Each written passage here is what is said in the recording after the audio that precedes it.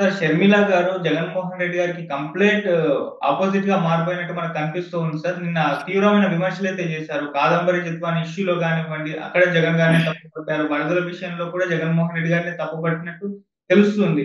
ఎందుకు ఈ విధంగా కంప్లీట్ గా దాడి చేసేస్తున్నారు? అంటే కూటమి వైపు నుంచి ఎటువంటి లోపాలు ఎత్తి చూపట్లేదు. కేవలం జగన్మోహన్ రెడ్డి గారి పైన షర్మిల గారు ఫోకస్ చేయడం మనం చూస్తున్నాం.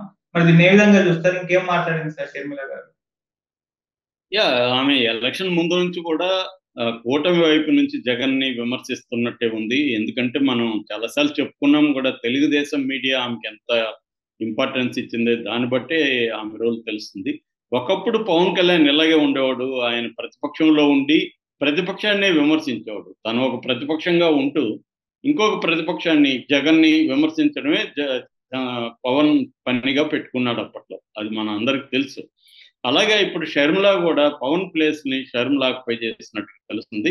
అయితే షర్మిల ఇండిపెండెంట్ కాదు. ఆమెకు కాంగ్రెస్ పార్టీకి, జాతీయ పార్టీకి పిసిసి అధ్యక్షురాలు. అంటే జాతీయ పార్టీకి ఒక విధానం ఉంటుంది. రాష్ట్రానికి విధానాలు మారవు. ఆ రాష్ట్రంలో ప్రభుత్వ వ్యతిరేకత ఉన్న చోట ఆ ప్రభుత్వానికి వ్యతిరేకంగా పనిచేయడం ఉంటుంది. అది గతంలో జగన్ ప్రభుత్వం ఉంది కాబట్టి ఈమె జగన్ ని టార్గెట్ చేస్తుంది అనేది సమర్థించుకున్నారు. Okay, fine. ఎందుకంటే అధికారంలో ఉన్న పార్టీ అరాచకాలు ఎక్కువ చేస్తుంది కాబట్టి దానికి వ్యతిరేకంగా ఉండడం అవసరం. షర్మిల ఆ పని చేసింది, మంచిదే. కానీ ఇప్పుడు ఎవరు అధికారంలో ఉన్నారు? కూటమి అధికారంలో ఉంది. ఎన్డీఏ కూటమి అధికారంలో ఉంది. దేశవ్యాప్తంగా కాంగ్రెస్ కు ప్రధాన శత్రువు ఎవరు? ఎన్డీఏ కూటమి. సో ఇక్కడ కూడా ఆంధ్రప్రదేశ్లో కూడా ఎన్డీఏ కూటమి అధికారంలో ఉన్నప్పుడు ఎన్డీఏ కూటమి చేసే తప్పుల్ని ఎత్తి చూపడం, ఎన్డీఏ కూటమి ప్రజా వ్యతిరేక విధానాలు అమలు చేస్తుంటే దాన్ని ప్రశ్నించడం, ఇది కదా కాంగ్రెస్ పార్టీ చేయాల్సింది. షర్మిల కాంగ్రెస్ పార్టీ లీడరా లేకపోతే ఇండిపెండెంట్గా పనిచేస్తుందా అన్న డౌట్లు అయితే అందరికి వస్తుంది. కానీ ఆమె ఈ ప్రభుత్వం ఏర్పడినప్పటి నుంచి ఎప్పుడు కూడా చంద్రబాబుని గట్టిగా నిలదీయట్లేదు. వైసీపీ వాళ్ళు చెప్పినట్టుగా చంద్రబాబుని పూలతో కొడుతుంది, జగన్ని రాళ్లతో కొడుతుంది. సో ఇది కనిపిస్తా ఉంది ప్రతిసారి. ఇప్పుడు మళ్ళీ ఆమె ఒక పక్క వరదలు వచ్చి అతలకుతలం ఆంధ్రప్రదేశ్ ఒకవైపు అవుతుంటే వాటి మీద ఆమె ఉద్యమాలు చేయాలి, వాటికి సరిగ్గా సహాయక చర్యలు అందట్లేదని ఆమె ప్రెజర్ చేయాలి. కనీసం కేఏ పాల్ని చూసి నేర్చుకోవాలి. కేఏ పాల్ నిన్న విజిట్ చేసి కేఏ పాల్ డిమాండ్ చేశాడు. చంద్రబాబు బాగా పనిచేస్తున్నాడని కూడా కేఏ పాల్ కితాబ్ ఇచ్చాడు. అయితే చంద్రబాబు ఇప్పుడు పనిచేస్తున్నాడు కానీ ముందుగా ఏం చేశాడు? 28 ఆగస్టు 28 హెచ్చరికలు ఐఎండి చేసింది ఇండియన్ మెటీరియలాజికల్ డిపార్ట్మెంట్. చేస్తే దాన్ని సమీక్ష కూడా చేయలేదు చంద్రబాబు. దాన్ని పట్టించుకుంటే ఇంత జరిగేది కాదు.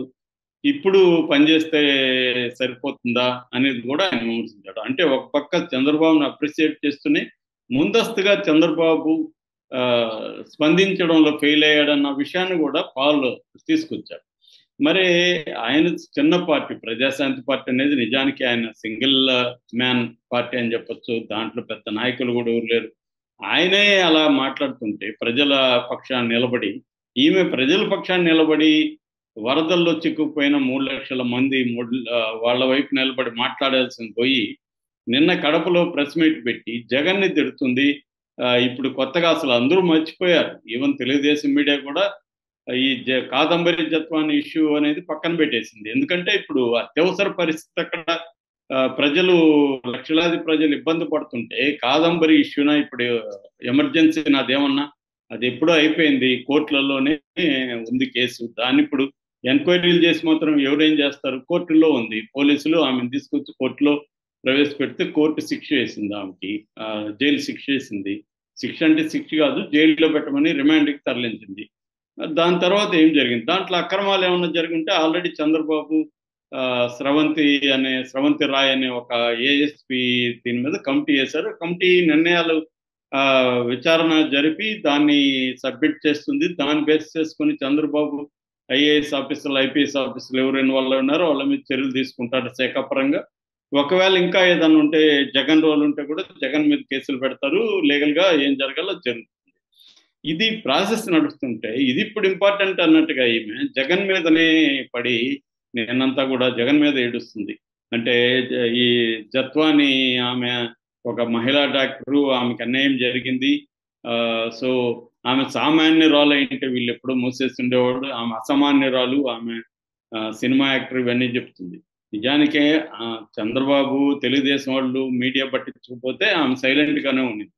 ఆమె గొడవ ఎక్కడ చేయలేదు. వీళ్ళు వచ్చి ఆమెను తీసుకొచ్చి ఏదో ఒక ఇష్యూ కావాలి కాబట్టి వీళ్ళు దింపినట్టుగానే అందరికి అర్థమవుతుంది. దీన్ని ఇప్పుడు డైరెక్ట్గా జగన్కి ఇన్వాల్వ్ చేసి సజ్జన్ జిందాలు జగన్ అడిగాడు, జగన్కి తెలియకుండా వీళ్ళు చేస్తారా, జగన్కి ఇద్దరు కూతుర్లు ఉన్నారు, ఇలాగా మాట్లాడడం మొదలుపెట్టింది. అసలు విచిత్రంగా ఉంది. కాంటెక్స్ట్ కాదు ఇవాళ జగన్ జత్వాని అనే ఇష్యూనే ఇవాళ రంగంలో లేదు. మీడియా పట్టించుకోవట్లేదు, పొలిటికల్ గా తెలుగుదేశం వాళ్ళు కూడా దాన్ని పట్టించుకోవట్లేదు. దీని గురించి ఇలా మాట్లాడుతుంది. ఇది ఎంతసేపు ఆమెకి తన పర్సనల్ అజెండానే ఇంపార్టెంట్. తనకి జగన్కి పడదు, జగన్ వల్ల తనకి కోపం ఉంది, తనకేదో నష్టం జరిగిందని భావిస్తుంది. ఇటు ఆస్తుల పరంగా, ఇటు రాజకీయంగా ఆస్పిరేషన్స్ పరంగా జగన్ నాకు నష్టం చేశాడని భావిస్తుంది. అంతవరకు ఓకే, ఫైన్. కానీ ప్రజల పక్షాన నిలబడే ఒక రాజకీయ పార్టీకి, నేషనల్ రాజకీయ పార్టీకి పిసిసి ప్రెసిడెంట్గా నువ్వు ప్రజల వైపు నిలబడి మాట్లాడాల్సింది పోయి ఆమె జగన్ ని వ్యతిరేకించడమే ఆమెకి ఏకైక అజెండాగా ఇచ్చిపోయింది. అందుకనే కాంగ్రెస్ పార్టీ కూడా అధిష్టానం ఈమె పట్ల కొంత కోపం ఉందని చెప్తున్నారు. అందుకే ఈమె కమిటీ ఇప్పుడు అక్కడ వివిధ కమిటీలకు సంబంధించి ఈమె పెడితే కూడా వాళ్ళు ఇప్పటివరకు ఏమీ రిప్లై లేదు, నిర్ణయాలు తీసుకోవట్లేదు. ఎందుకంటే ఈమె ఒంటెత్తుగా ఉంది, తన వాళ్ళని ఆ కమిటీలో పెట్టుకుంటుంది, సీనియర్స్ని ఎవరిని కన్సల్ట్ చేయట్లేదు అన్న అభిప్రాయం వాళ్ళకు ఉంది. అందుకని దాన్ని పెండింగ్లో పెట్టారు. సో ఈ నేపథ్యంలో ఈమెమన్నా కూటమి వైపు వెళ్ళిపోతుందా, లేకపోతే తెలంగాణలాగా సొంతంగా పార్టీ పెట్టుకొని మళ్ళీ చంద్రబాబుకి షాడో లాగా పనిచేస్తుందా, ఒకప్పుడు పవన్ కళ్యాణ్ పనిచేసినట్టు అనేది చూడాలి. అది కానీ ఉంటే పవన్ కళ్యాణ్ కంటే ఆయనకు ఉండే కరిష్మా వేరు, ఆయనకు ఉండే సినిమా గ్లామర్ వేరు. ఈమెకేం గ్లామర్ ఉంటుంది, ఈమెను ఎవరు పట్టించుకుంటారు? కాంగ్రెస్లో ఉంది, జగన్కి నష్టం జరుగుతుంది కాబట్టి కొంత తెలుగుదేశం మీడియా మాట్లాడుతుంది, కానీ అదర్వైజ్ ఆమెను ఎవరు ప్రజలైతే పట్టించుకోరు. వందల సంఖ్యలో కూడా ఆమె సభ పెడితే వచ్చే పరిస్థితి లేదు ఇవాళ. ఎందుకంటే ప్రజల సమస్యల కోసం పనిచేసి, ప్రజల కోసం ఆమె పనిచేస్తూ నిలబడితే అప్పుడు కొంత ప్రజల్లో సానుభూతి వస్తుంది. కానీ జగన్నే తిడుతూ ఉంటే, జగన్ ఆల్రెడీ చిత్తుగా ఓడించి పక్కన పెట్టారు జనం. ఇప్పుడు నువ్వు జగన్ని తిట్టడం వల్ల లాభం ఏంటి?